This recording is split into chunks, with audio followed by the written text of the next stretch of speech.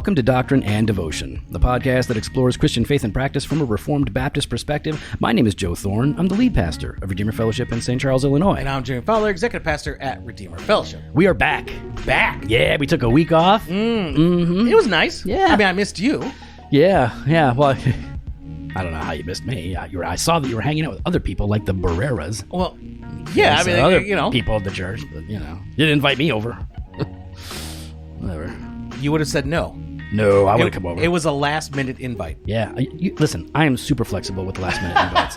You are not. I am ready. You're like Ready Freddy. That's me. No, It's my you're nickname. 3-week notice. And even then, it's like, I'll let you know. Yeah, I put the no in notice. Okay, that's what I do. Yeah, man, it's been good. Did you have a good Christmas? Yeah, it was nice. It was enjoyable. It was. Oh, good. Relaxing. Did you figure out what to cook? You were all like wondering what you're going to cook. I did prime rib. Yeah. Oh, I saw the pictures. That's right. That Yeah, I looked did good. prime rib.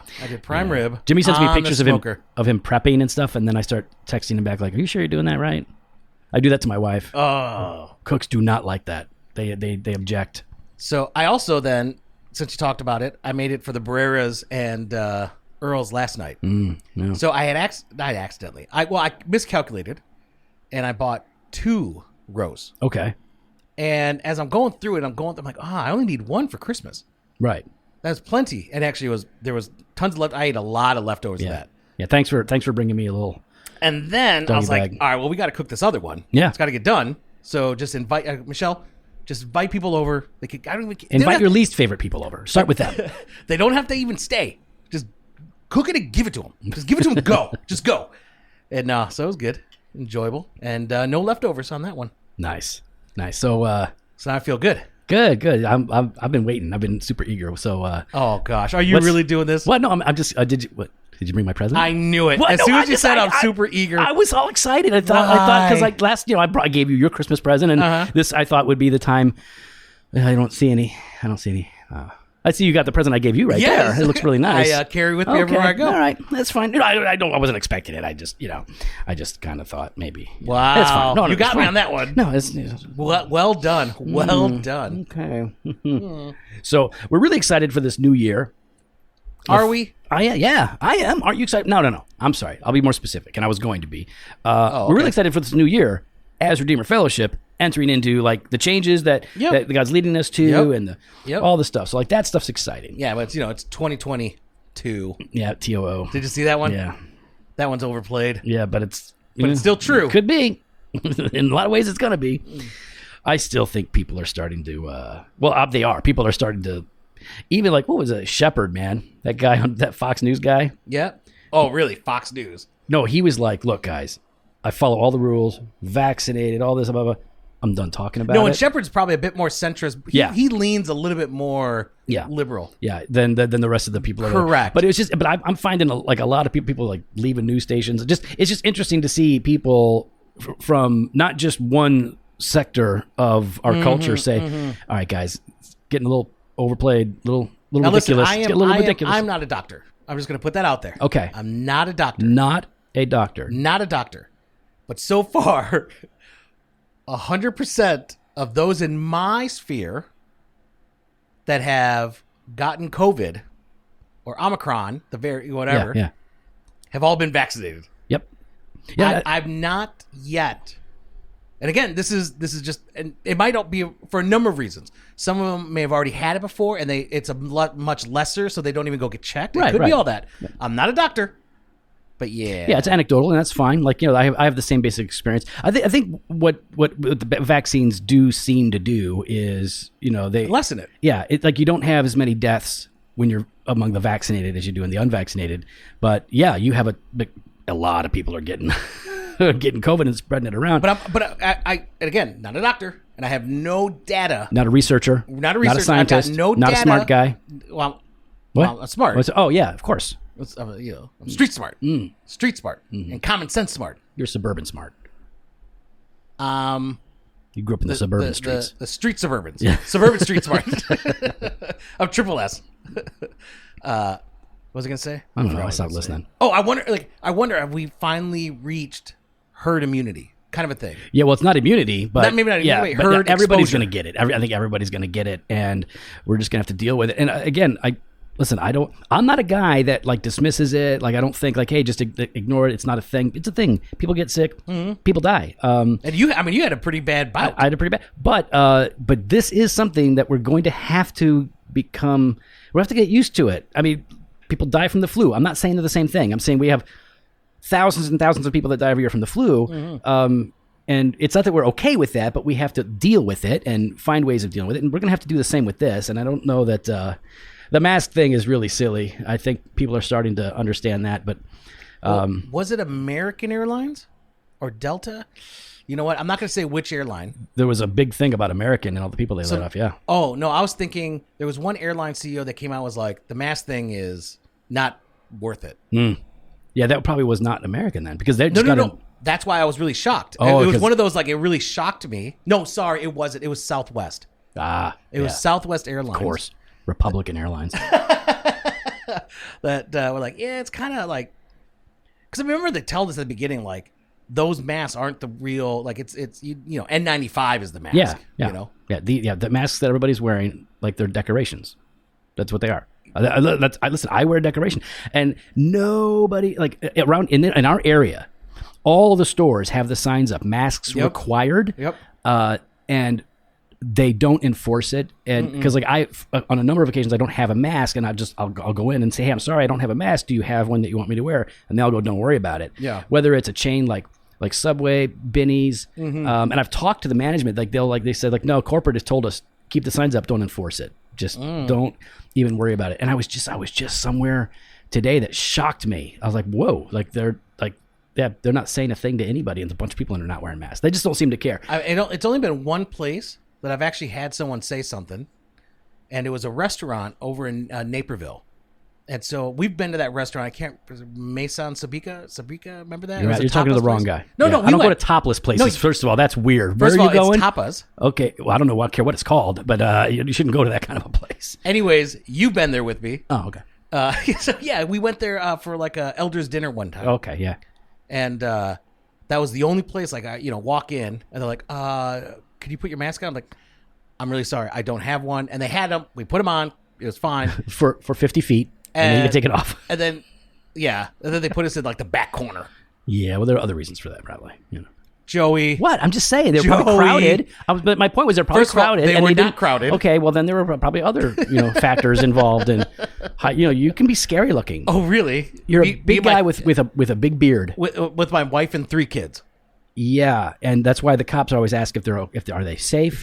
And they pull you over. They always talk to her separately. I know how it goes down. Mm-hmm. Things only happened once. You do look. Depending on your mood and what you've done with your hair, you can look intimidating. Okay, that's just.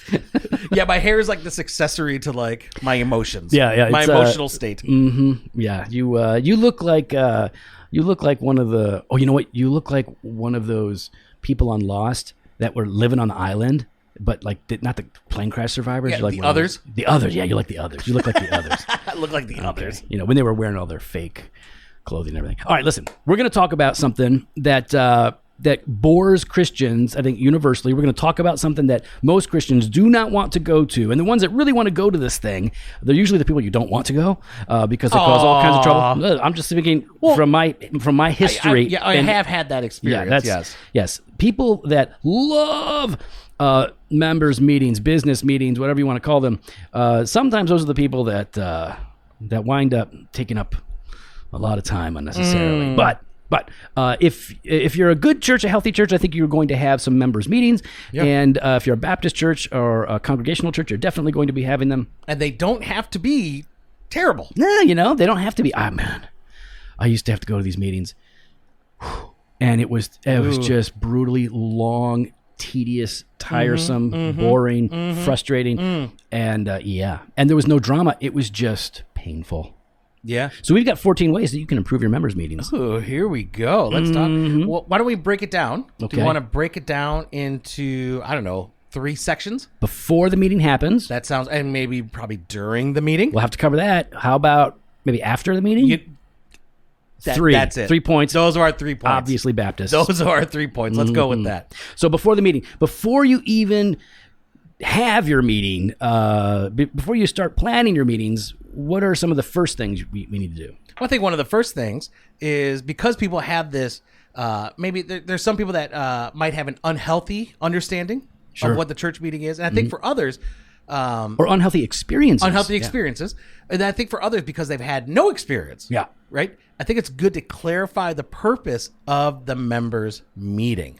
I think we need to do that for the leadership of the church, like so that everybody's on the same page. And then, yes, for the congregation as well. Like, what is the point? Yeah. Is there a point? Is this, No. What are we really doing here? Yeah. And I look at like ours. I feel like we have one members meeting that I think we really do a good job of actually clarifying the purpose of it. And that's like, and so when we talk about purpose, we're talking about two different things here.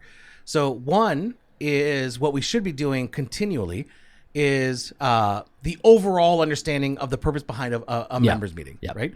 That, this is an opportunity to come together, understand what's happening within the church and to discuss, certain items that are relevant for the church. The purpose is to make sure that the whole congregation, right, from leadership to volunteers and members and even visitors perhaps, right, if they're coming in. But it's so everybody has all the same information about what God has done, what God is doing, what challenges you're facing. So it is very much information based. It's very heavy on communicating to the people. Yep. But it's also like the purpose is to actually cultivate unity in the shared experience and plan for the church. Yeah. And so, but then there's also like certain meetings have a much more like defined or refined purpose, right? Yep. So for us, that one of our meetings is to pass the budget for the next year. Right.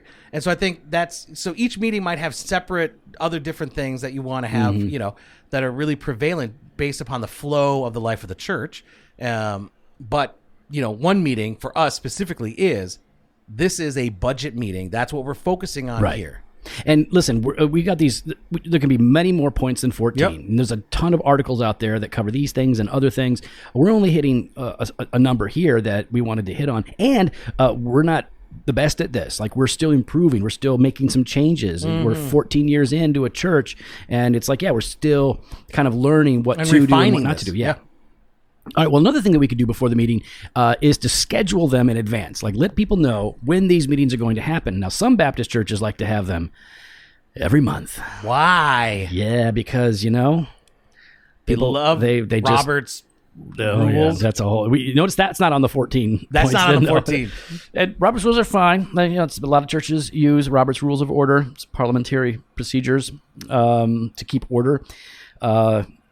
And we actually implement some of those things in the way that we operate, but we're just not even going to get into that. But to schedule them, I think the churches that I tend to resonate with and the ones that I've really appreciated is they schedule meetings quarterly. So that means they have, is that 4? Is that what that is? It quarterly? Well, how many quarters do you think are Or what?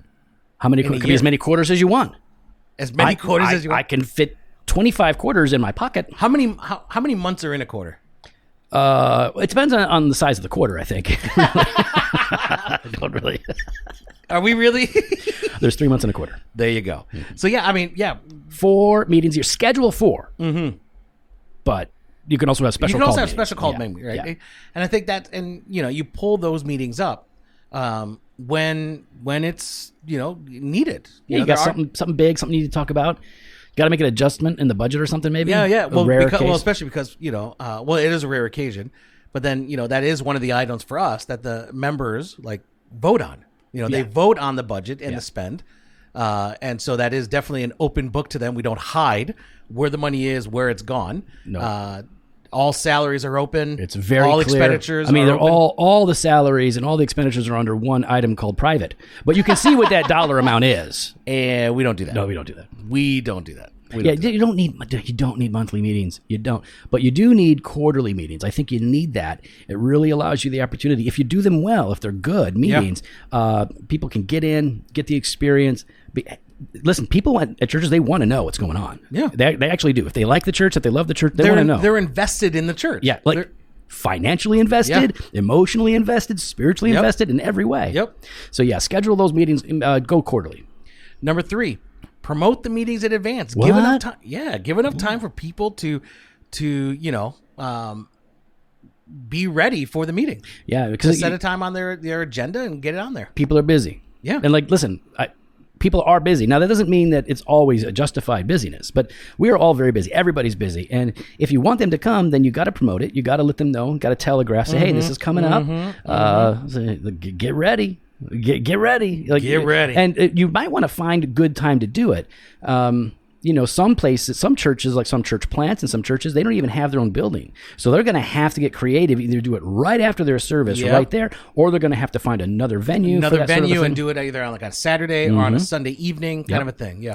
What we've been doing, we used to, I've done it a bunch of different ways, but we just do it immediately after the members, or almost immediately after. So like a half an hour after or something after. So the last service, people tear down, and people that went to the first service, they might come back, and we meet up and we go over our business again. That's how we've been doing it the last couple of years. That's right. I think we've been doing it that way for 14 years, actually. Is that right? Yeah, I would say, so, and in our building, it was probably about 20 minutes after the second service, because there wasn't tear down, nothing like that, right? Yeah, just show up. But now, because at the other location, they allow us to use their sanctuary. Yeah. So, but we still have to tear down the everything from the gymnasium because they have other Did users. you help tear down on Sunday?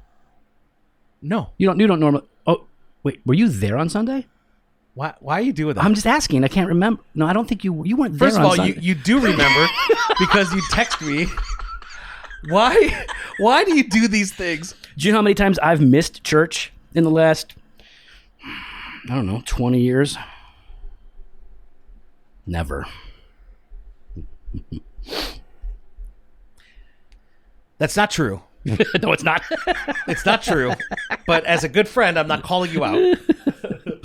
So why did you feel the need to do that? You know what? Me? Because it popped into my head, and you know what happens when things pop into my head? They pop out of my mouth. That's what happens. Just shut it. It's supposed to go head, heart, hands. Mine goes head, mouth. It just comes right out. I just want everybody to know what I'm thinking all the time. Yeah, thanks, buddy. So promote these meetings in advance. But something else that we want to talk about is explaining the value of attending. Now this sort of clues, kind of ties into what you were saying earlier.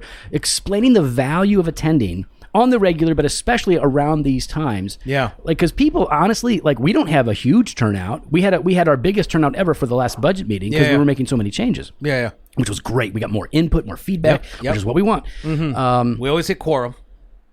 Yes, we always do. Mm-hmm. Constitution, y'all. Mm-hmm. And as long as Jimmy's there, it's a quorum. It's in the bylaw. It's like, yeah. Is Jimmy present? You may proceed. So, what are some things that you might say to people about the value? Because I think a lot of people are like, I don't care. I trust you guys. Just go and do the thing. Yeah. No, you know what? I appreciate that trust, but it's because you are a valued member and you're part of this. We actually value your input and your feedback, right? Because you're going to see things maybe that we don't, and you could bring things up that we need to address. Yep. And so I think that it's important because as you are part of this membership, you've got that God has gifted you in certain ways, and you're able to utilize that in sharing your experience or some of your thoughts that could be beneficial for the life of the church. And also, like, you're going to miss out. Okay, it's fine that you trust us, or worse, you just don't care. You're not interested. But you're going to miss out on things that we're going to talk about, that we're going to celebrate, that we're going to hit on. You're not going to be there for that. And if you're not going to come to the meeting, I doubt that you're going to find the minutes and go over what we discussed and all of that. Oh, no, I've had people like say, hey, so this is new. Like, like 3 weeks later, like, what's going on here? I've got text messages. Hey, we began this. That's new. I'm like, yeah, we went over that at the members meeting. Yeah. Great detail. The whole presentation. And by the way, the 2 weeks before that, at the Sunday, as we were promoting the members meeting, we also mentioned, hey, this is one of the things we're looking at. It's good for us to come discuss. We had flowcharts, PowerPoint. So just explain the value, and I think that really should be reflected in like your key people, your church officers being there. Everybody should be present who can be. Sometimes people can't be there. That's fine. And you want to actually actively encourage people. We've learned this throughout our years, which is a public call to do something produces some movement or response, but individual calls, hey man, I'd really like you to come to this thing, they're much more likely to come to that thing if you just individually invite them. Oh yeah. And actually, even like, at our last meeting, because of some of the stuff, people had given feedback. I'm like, yeah, you need to go to the meeting so you can bring that up. Like, well, I just told you. I'm like, nah, that doesn't count. No. You're just trying to cleanse your own conscience by telling me, but that's not. No. You got to do the hard thing. Yep. Stand by what you say. So number 5, before the meeting. Yep. Establish an agenda. Yep. So, like we do an agenda at Redeemer Fellowship. And so we circulate it among the leadership, sign off on it, go through it. We give it to the secretary ahead of time so that they have an opportunity because they take notes and everything. And if you don't have an agenda, man, it's just going to be a mess. It's just going to be a mess. You got to have some sort of understanding who's talking about what when. Yep. Right? It'll take a lot longer if you don't have an agenda. Oh, yeah. Wait. Now, one of the things that is, as Joe mentioned, we're getting better, right? Redeemer is one of the first places I've not seen that agenda publicly posted ahead of the meeting. Right. And so because we're trying to hide something, obviously. No, obviously not. Now, one of the, like at my last church, they would publicly post it in the foyer. In the foyer, they'd put on this board. They'd, thumbtack it up, and people would go and they'd see it and they'd grab it. No, this is what we're talking about. Great. Yeah, and they would have that, ahead of time. So I know one of the things we've been discussing is, okay, how do we, we want to make sure we're giving people not just notice, but hey, here's what we're going to be talking about. Here's the agenda. At the very least, here's the draft agenda. Right. Yeah, things can change, but it also, and again, it's like, hey, if you say, I think for us, if we were to say, hey, we're going to do. We're going to have 10 discipleship meetings for this particular group this year, okay? And people will come. But if you tell them, here's what we're going to be covering in each one of those meetings, they're more likely to show up because, that's what we're talking about. I don't want to miss that. Yeah, I want to get in on that. Yeah. So, I think establishing an agenda, agreeing upon that as leadership, and then, I would like, and I think we've been discussing, it'd be good for us to post that or, you can email it out. To our members ahead of time. Yeah, that would be good. All right, so then you finally, you got all that together, and now you've planned it. You've got your meeting going. During the meeting, and we're not getting into the actual there's a call to order, there's a prayer. There's some churches have worship music. They do like a whole thing, but we're just coming right off of worship. We're not doing all that. We're going straight into. We don't call it a business meeting. We stole this from Mark Dever, or I stole it from Mark Dever when we started this. I liked calling it a members meeting more than a business meeting because it really is for the members. It kind of emphasizes what it's for, and business can sound kind of cold to a lot of people. But when you say, no, it's a members meeting, it's for our members, it's for our church, and we're going to discuss the work, the business, and all that stuff of the church. I like that. So what you call it what you want. Celebration of praise. I don't care what you call it. But okay, so now you're getting there. People are all there. Yep, we're here. During the meeting, what are we going to do? Well, we like to pass out the documents, the relevant documents. Yeah. Not just any document. No. Birth certificate. No. So, like for us, we hand out the previous members meeting minutes, as well as a year-to-date financials. Right. So they could see ahead of time. Here's where things are at. And there might be, some other things, but those are always the things that we have. Yep. Now, if you don't know what minutes are, because again, if you're not familiar with this, minutes are the historical record of what went down, what was said, what was voted on, if there's voting, that kind of a thing, what was presented at the previous meeting. Those are called minutes. And so we pass those out, and then we vote to receive those, to actually look at them. And this should be done, we should be passing out these documents the day before. People should have them, at least they should have the ability to look at them the day before at least. Yeah. We pass them out in the morning and we give them time to read it. But I don't know that that's enough time. So I think we need to start sending that out earlier, at least giving them the opportunity to go over it. Pass out the relevant docs. That's going to be really good. And you need somebody, like you said, Jimmy, the previous minutes, that means you need somebody to take minutes. You need a clerk, right? A clerk, somebody that's going to take it all down. The keeper of the minutes. That's right. And so they've got to be Johnny or Jane on the spot, right? They got to be able to pay attention, and they'll oftentimes say, "Hey, can somebody repeat that? I didn't quite hear that." But lately, we've been recording. Yeah. Because they can go back and listen and go, that's what was said. Unless Joey doesn't repeat what someone said into the microphone. I'm not a repeater. You are not. No, you are no Litton. No. So you got to Litton that thing. Just repeat what other people say. So there'll be times where explain what that means. Okay, so because we're recording it, and we know it's going to be for the clerk and everything, and sometimes because we live streamed it in the past during COVID, we would someone would ask a question, but they can't hear it. There's no microphone, and that's not being recorded. So Joe or whoever else, myself, would have to repeat the question so that it was being audio recorded. Yeah, and heard by everybody, because even if they're in the room, only a section of that room is going to hear it. The rest of them aren't likely to hear exactly what was said, depending on the size of the crowd. Yep. So take those minutes, get it down. Believe it or not, a lot of that's just going to be kind of boring to look back on in some ways, but also over the years you can see what God has done, and you'll be able to. It's a good record of the work of God among the people. So pretty cool stuff. Number 8. What's number 8?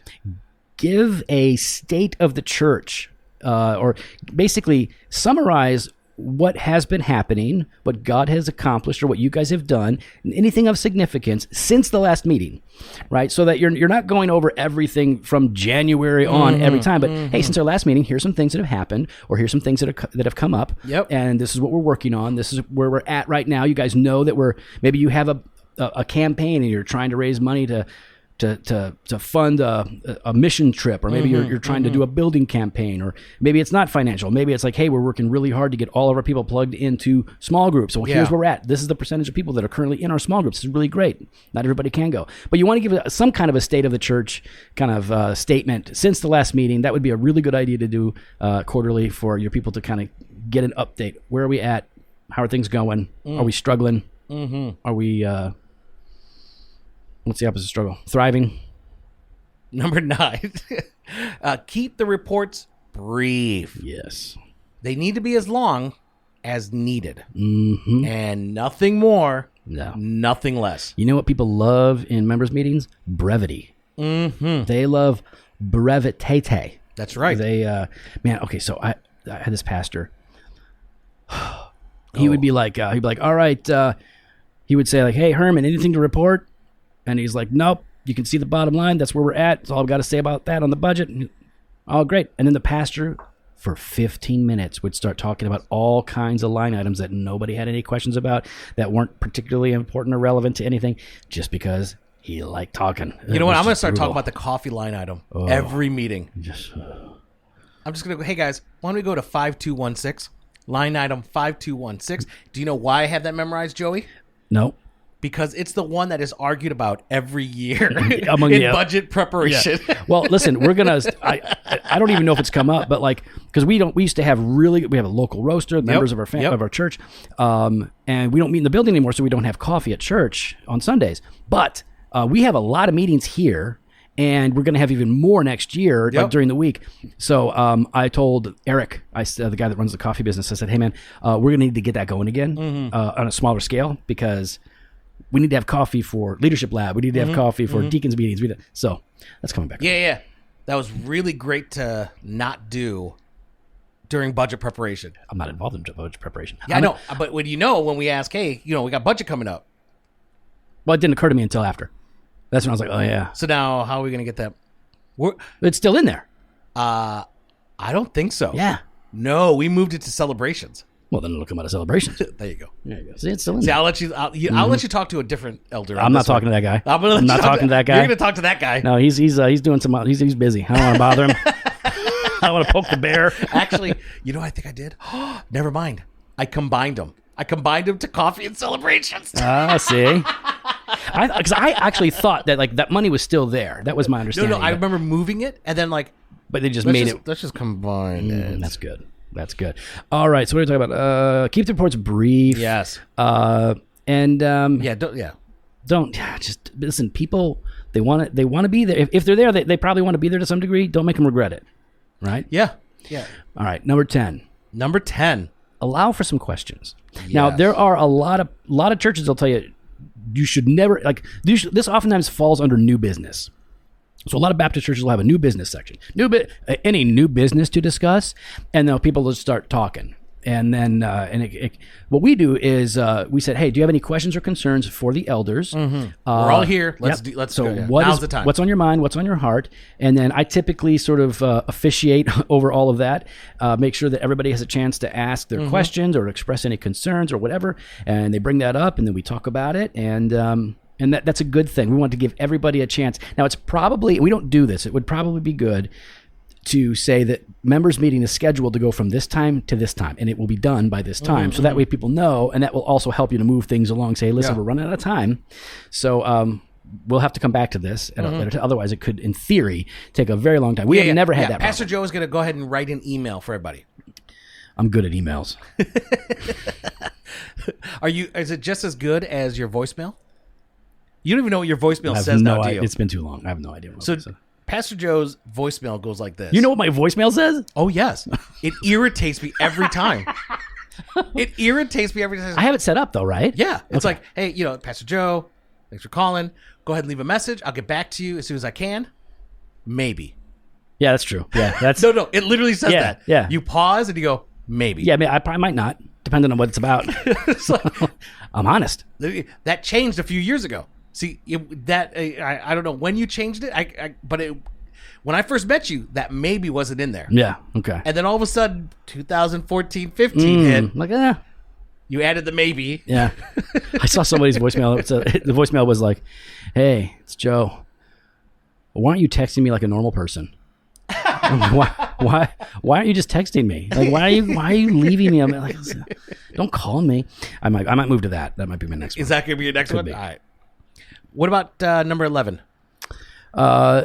Listen, you're going to hit conflict at some point. Yeah. You're at least going to hit pain points in a members meeting at some point.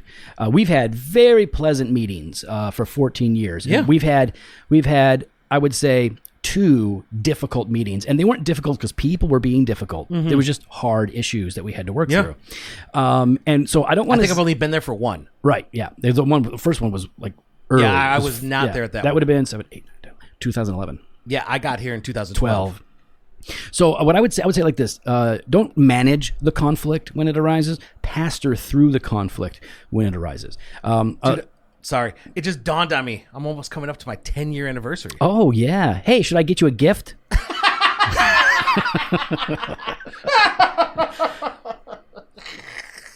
That was pretty good. I am a giver.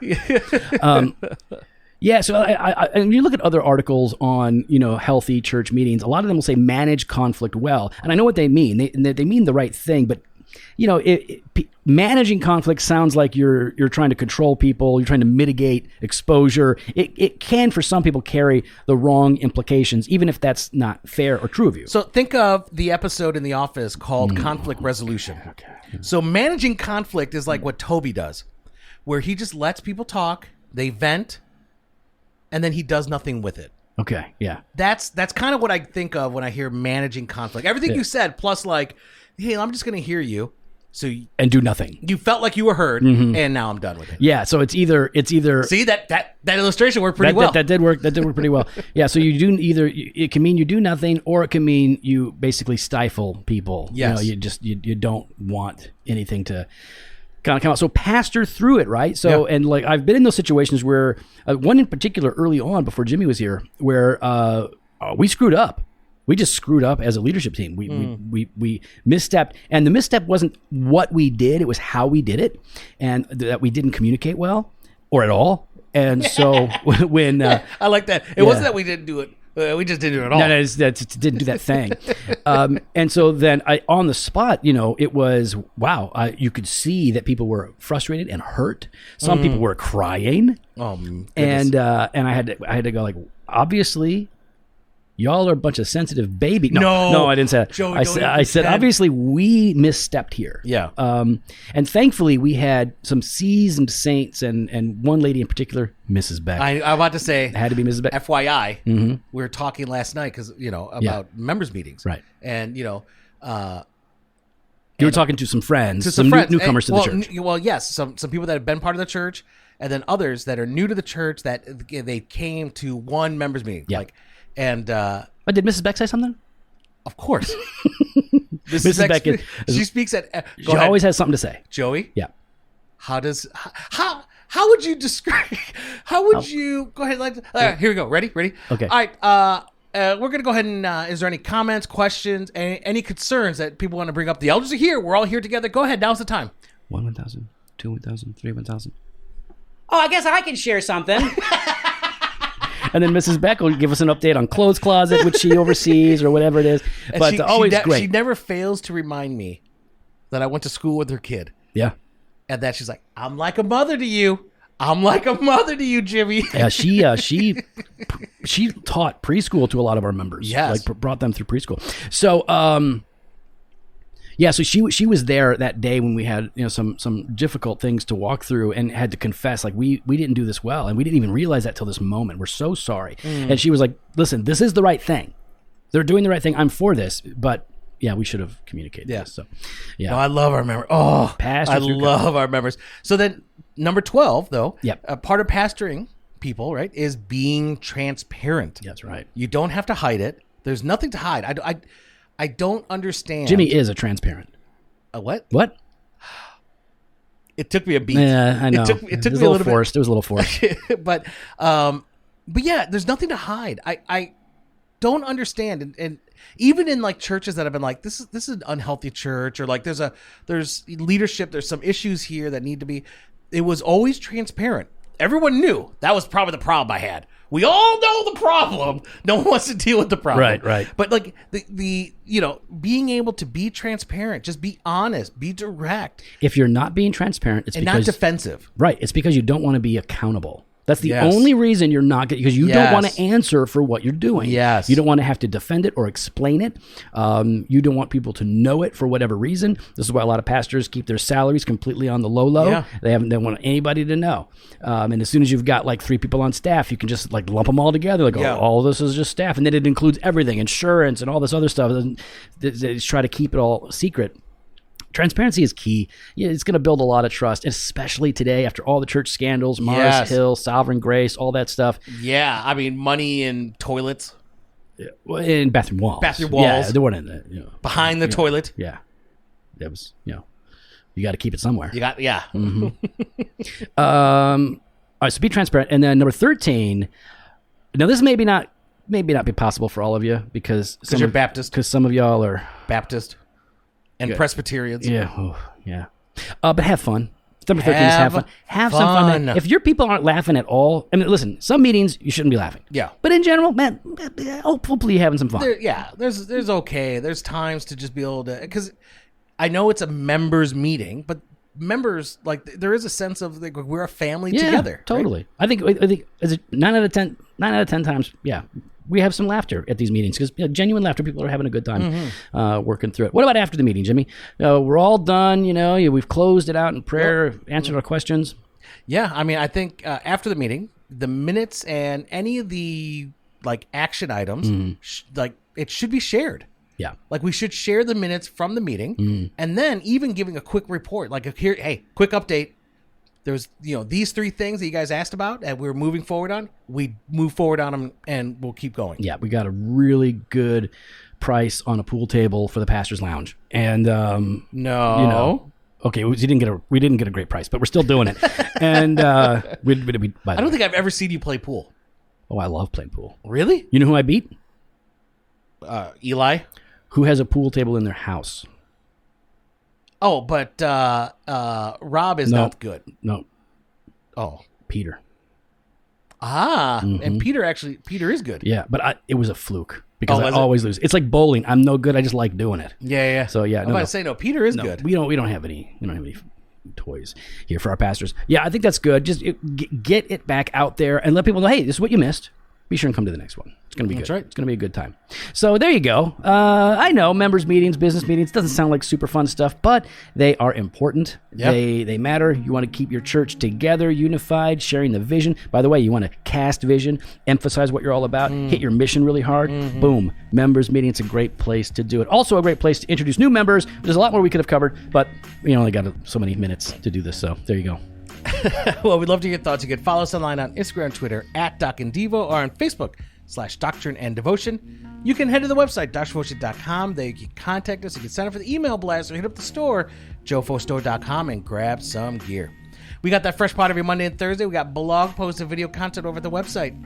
And we've also got that all access exclusive content. Jimmy, if they sign up for all access today, Monday, then tomorrow they get Banter of Truth, don't they? Oh, that's right, because you get Banter of Truth on Tuesdays and Weekday Wisdom Monday through Friday. Do you know how they sign up? Well, there's two ways you can do it. If you're using an iPod catcher, a podcaster? Yeah. Podcatcher? Anyways, in most of them, you can just scroll down, click the link, and you can subscribe, boom, right there, and you start getting all of our stuff on a new feed, or you can go to doctrineanddevotion.com/all access. There it is. Sign up today. Later.